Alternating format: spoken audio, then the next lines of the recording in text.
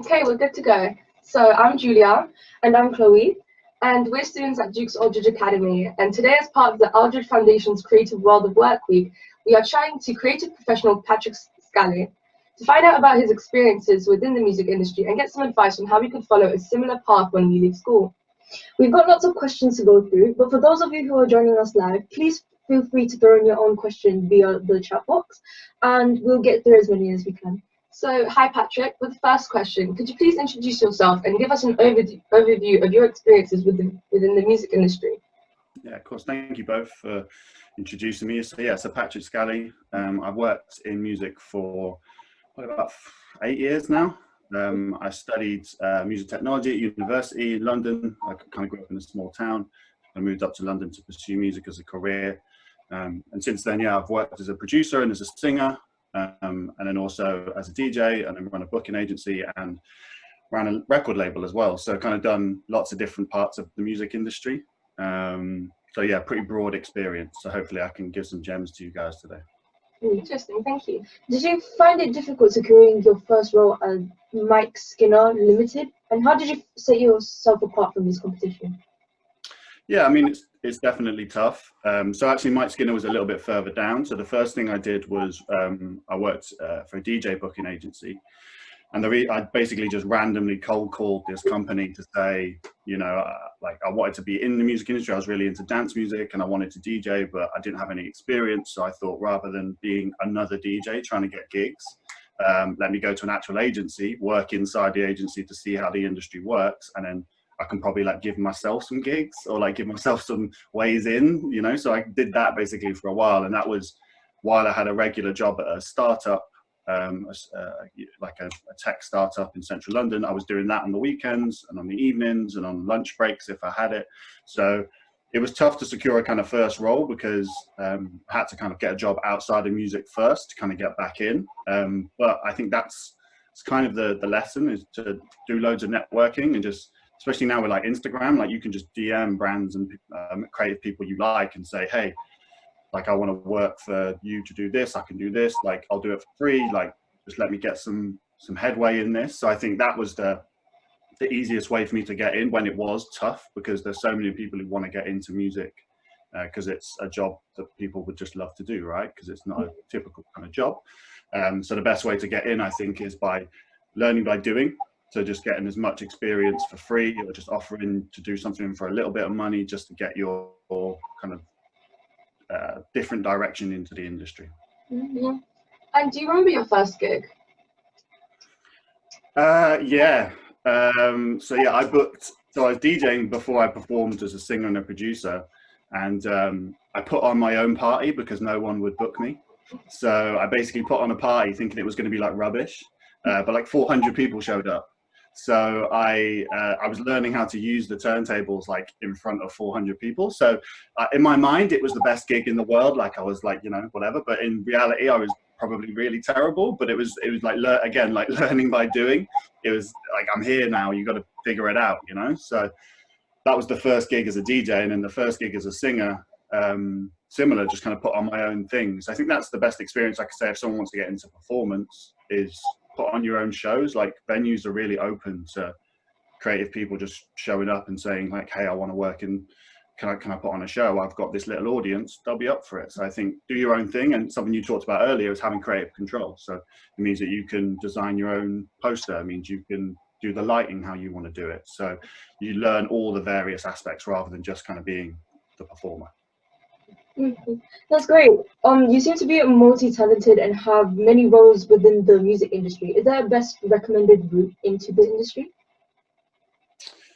I mean, I guess it depends. Like, it really, if you want to be in production or if you want to be an agency or label or whatever. But I think just whatever you're most passionate about is probably the best route in. So if you're really passionate about it, you're going to work way harder than anyone else.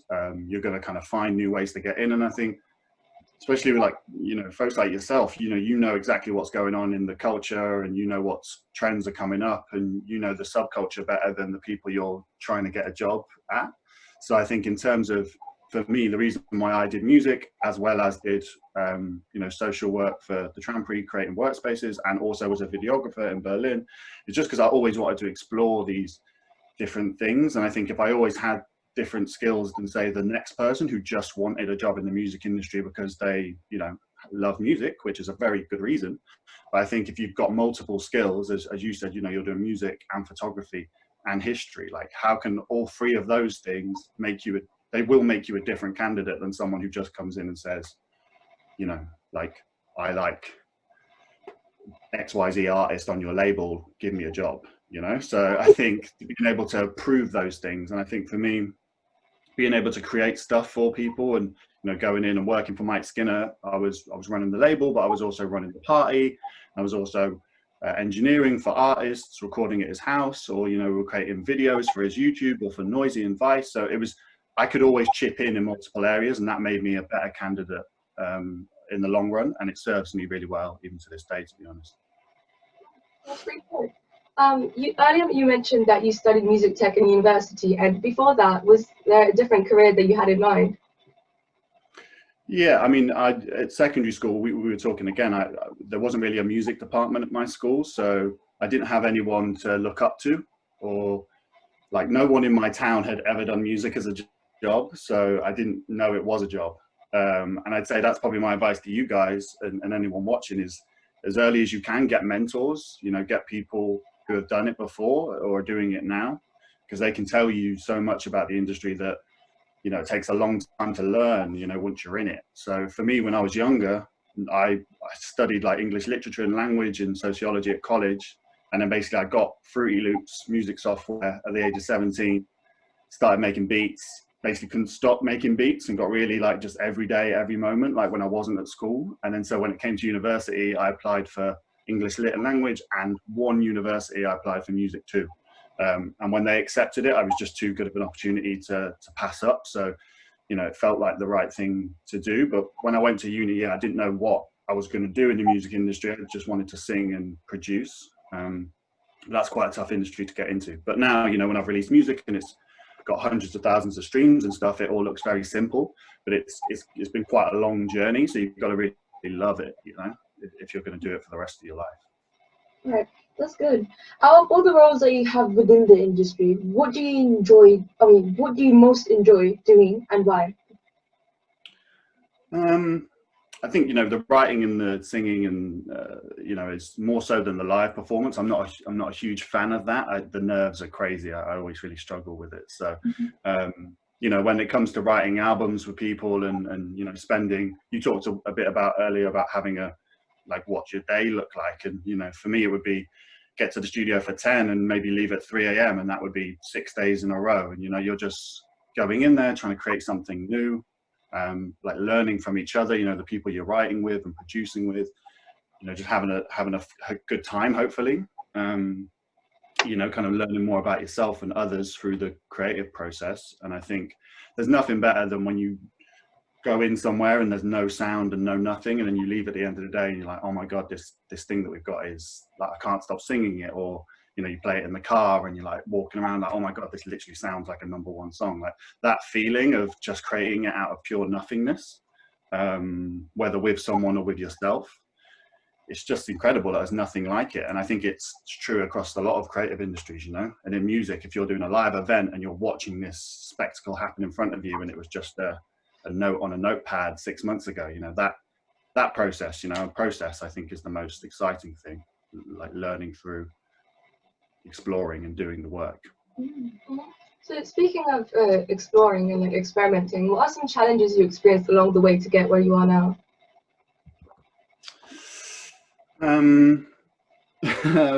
Yeah, I mean, a lot. Like, I think with music, it's hyper competitive, you know, there's so many people that want to do it. And it's not always a kind of linear path of a job industry, you know. You might be in it for a long time. I know some amazingly talented musicians or people like who work at radio stations or agency people who aren't necessarily like progressing in the classic way, even though they're amazing at what they do. And it's just because maybe the consumers at the time don't want to buy into what they're doing. So I think having the self-belief like all the time probably the hardest part about doing a creative job for a living, because you've just got to trust in your ideas, you know.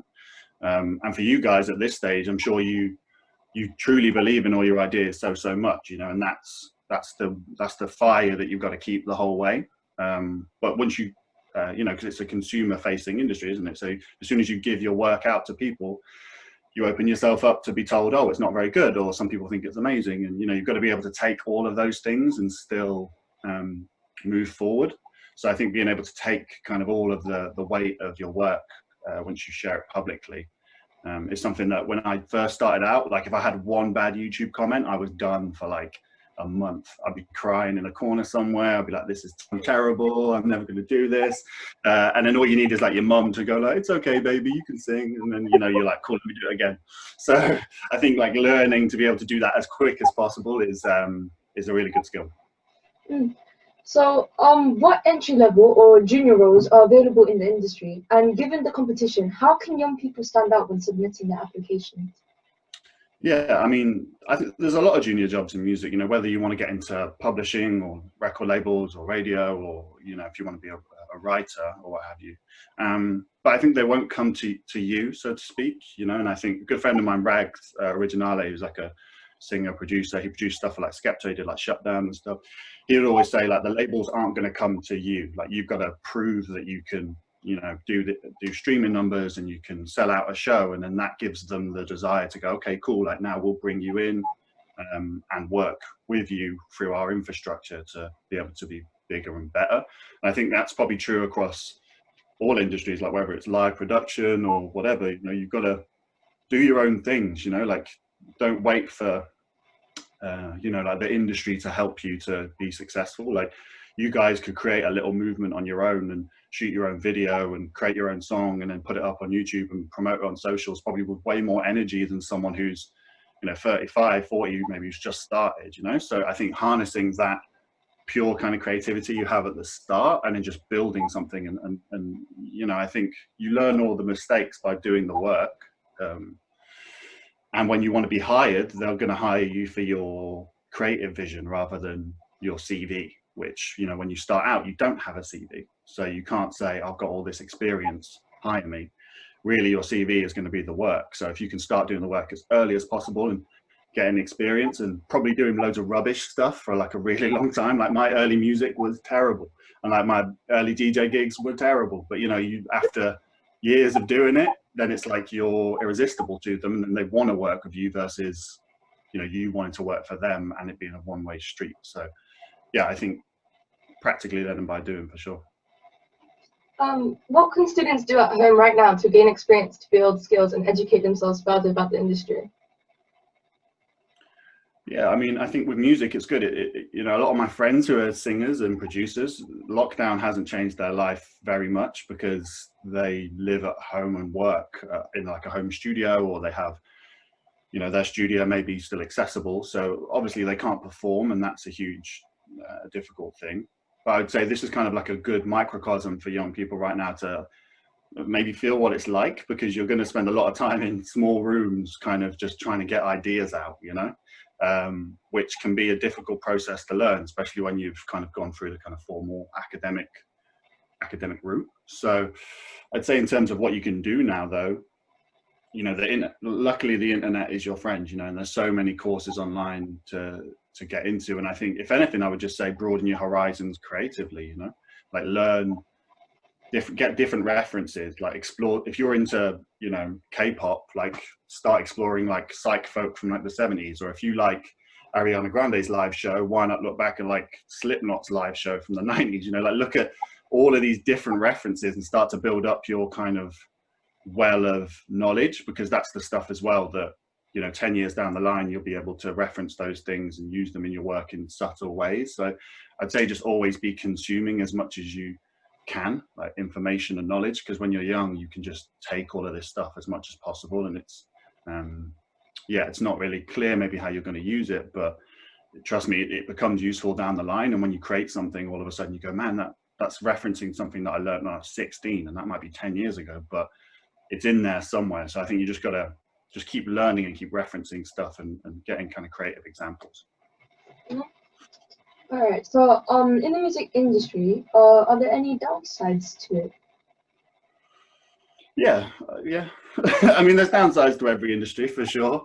I'd say probably the biggest downside from my personal experience, whether it's being a producer or a writer or DJing, is your schedule is very, very different to everyone else's around you. So your girlfriend or your boyfriend or your friends or your family, like they might be working 9 to 5 and you're working 10 to 3 a.m. or you're traveling and doing a show abroad for 2 weeks or something, and it can put a lot of strain on the like normalcy of life. You don't spend a lot of time in front of the telly in tea. You end up grabbing tea on the way home and rushing back and hoping you see people before they go to bed. So I think that you have to put in a lot of hours, and a lot of different hours than most people are usually kind of used to working. So I think the downside is that it's such a unique way of working that people kind of won't understand it. So you've got to kind of have that inner drive to say, like, this is what I want to do, this is just what I've got to do. So yeah, that is a tough part of it for sure.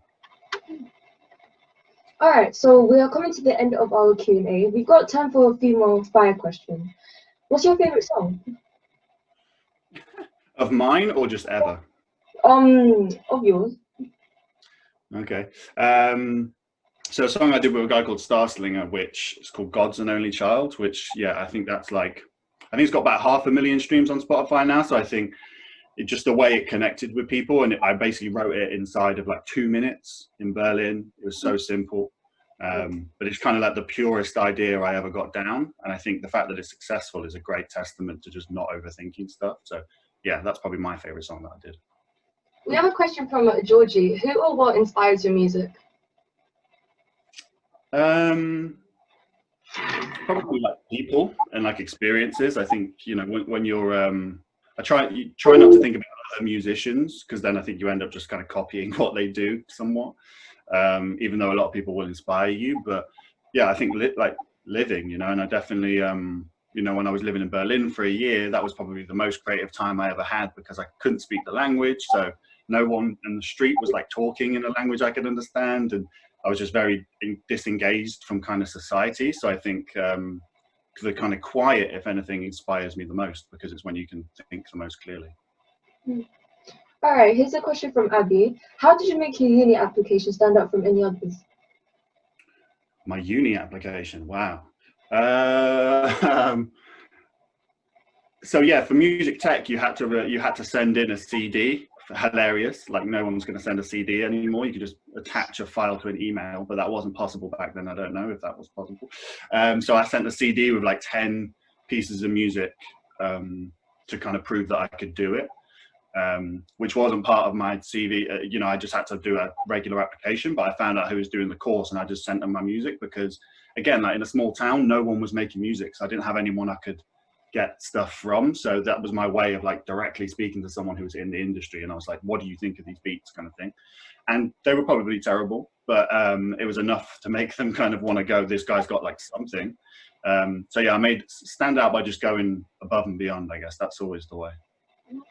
Jack says, do you have any advice for people starting out in the industry for dealing with rejection or people not liking what they're creating? Yeah, I mean, that's tough, man. I mean, what do you guys think? Like, how like when you make something and you love it, like, how does it feel to have someone like it? It's tough, but you can't take it. You just got to kind of, that's an opinion at the end of the day. I think that's the way to look at it. Like, it is just someone's opinion, and you don't have to believe that opinion any more than someone else's. And art is subjective, if that's what if you create music as art. So I'd say just avoid them as much as possible. Like, don't read comments. That's a terrible thing to do. So yeah, but just kind of put them to the side if you can. That's the best way. A question from Georgie. Do you think do you think that calibration is key to achieving success within the music industry? Absolutely. I mean, it's the only reason I'm here today. Like, I haven't done anything on my own, so to speak. I've really lent on a lot of people, and asked a lot of questions through the journey. And I think if I didn't have, in the beginning it was the guys at Source, DJs, and then it was Merkage Dave, and then it was Mike Skinner, and then it was Starslinger, and all of these people I'm very much an advocate of working with people, with and for people to kind of get better, because you just get different perspectives. So yeah, I think it's not fun to do things on your own, in my opinion. So I think, yeah, collaboration is important because you learn faster and you experience things better because you share the experience, you know. What would you say your biggest career achievement is to date?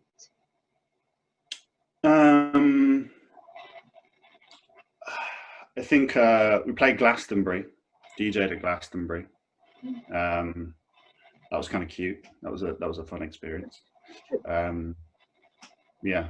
I mean, it's always rubbish when you say the ones it's like loads of people, because that's not like the most important thing. But when you are looking out at a crowd of like a couple thousand people, it's pretty hard to not be like, whoa. So yeah, that was top of the list for sure. Jonathan is asking, what genre, band, or artist is your biggest influence? Genre, band. I'd say a lot of kind of. I don't know about one particular band, but I'm big, like, you know, I grew up on soul music and R&B, and that's kind of what I do in my music, because of, you know, my mum listened to a lot of kind of classic stuff and 90s and 2000s R&B. So I'd say, yeah, kind of R&B is definitely the main genre. But as with everyone, you've got to listen to everything, because there's stuff to be learned from all genres for sure. What do you love most working in the music industry?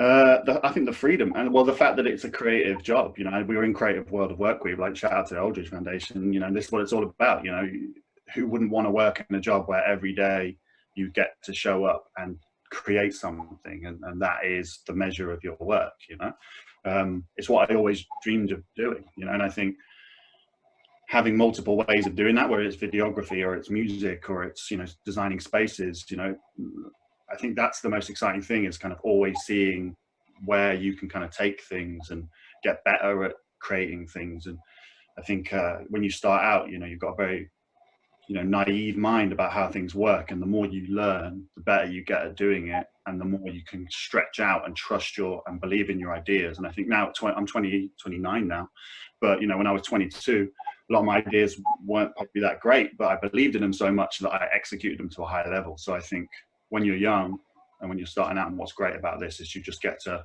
explore yourself and see product being made, you know, physical things being made, rather than, you know, if you work in an office job and it's how many emails can you type a day, like, you know, like, which is not that exciting. But if your end of your day is like, play this piece of music and everyone's dancing to it, that's an amazing feeling to leave the working day every day.